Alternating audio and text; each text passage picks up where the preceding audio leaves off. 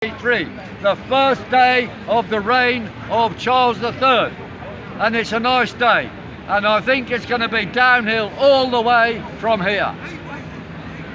So where are we? Well, British democracy. It would be a good idea. We do have, since 1649, a constitutional democracy. The Cromwellian Revolution of 1649 gave us a constitutional monarchy, and it would work if we had an accountable parliament and a king who was accountable to it.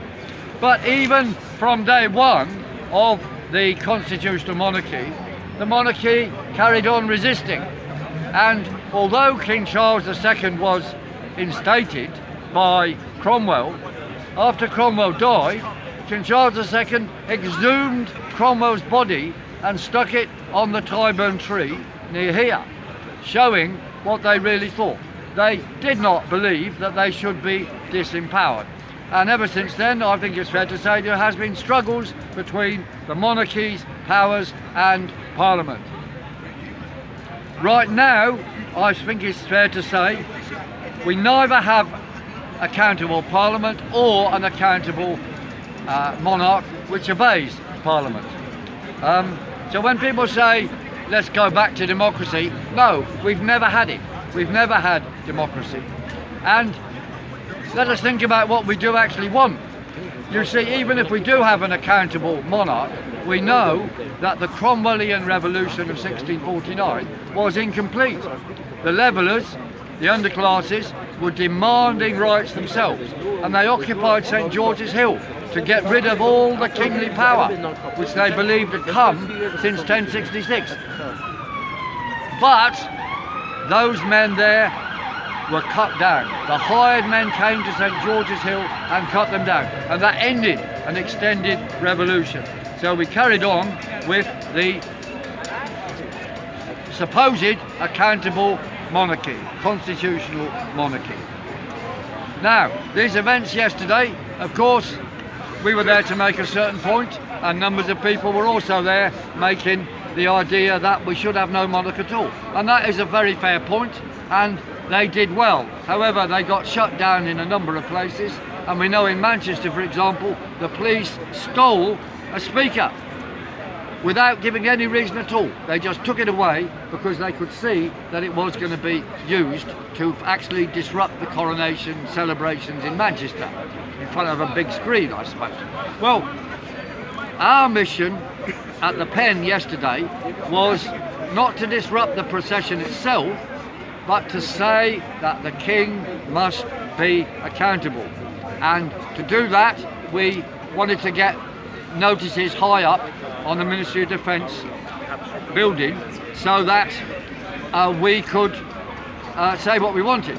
And we were prevented from doing that before. But what we did, we got them ready to put up late on. So not until 9 AM we put them up. By that time the police were busy looking after crowds and crowd control.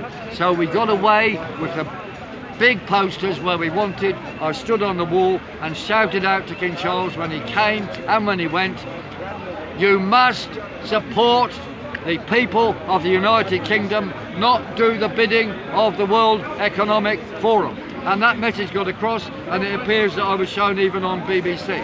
So we did get our message across with no arrests. Now, it's lucky we had no arrests, but I think the police were busy dealing with others.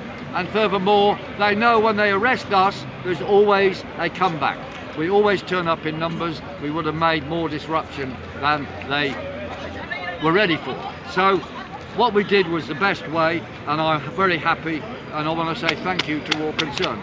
Because we had a dozen in the Pen, that was enough to prevent the police getting a nuisance, and succeeded with the key messages, including drive at will, do not pay. That was right beside me. And the key message was we must have an accountable king, if any king at all. That's right. Now, yes, okay. Other things going on in parallel, we've had elections, and these are relevant now. We had elections in the councils in numbers of places. What happened there was, generally speaking, people trying to get in surreptitiously did not. And I would say if you're going to fight elections, the important thing is to put forward a key demands for action from below, like drive at will, do not pay, or take down the cameras. Because in the end, getting elected into one of these bodies will do nothing unless you have power outside. Because I've been in one of these town halls, and you can put forward what you like, but the chief executive will say no, because the government will order them. The only way to win is action from below. And we know whatever crowd, however big you can generate, unless you're prepared to take things further, it will not work. My brother mobilised 2 million people against the Iraq war. Tony Blair said thank you, and then carried on with the war. It didn't work. But now we have rollback, as another comparison, against the ultra-low emission zone, and people are taking down cameras and driving at will and not paying. Actual acts of defiance are necessary to win, and those should be fixed with any election campaign. And I will have an election campaign for being mayor next year, a year from now, to get rid of Sadiq Khan or some other who may go in there. Okay, so I think we should just end with the two things we've got to do. We've always got to base our future on resistance. I will read out the pledge. We gave a pledge of allegiance at the Cromwell statue for a new way of how we should relate to the United Kingdom. It was as follows: we pledge allegiance to an independent United Kingdom and our movement to defend it against tyranny, whether from home or abroad, and to build an accountable future based on freedom, justice and democracy.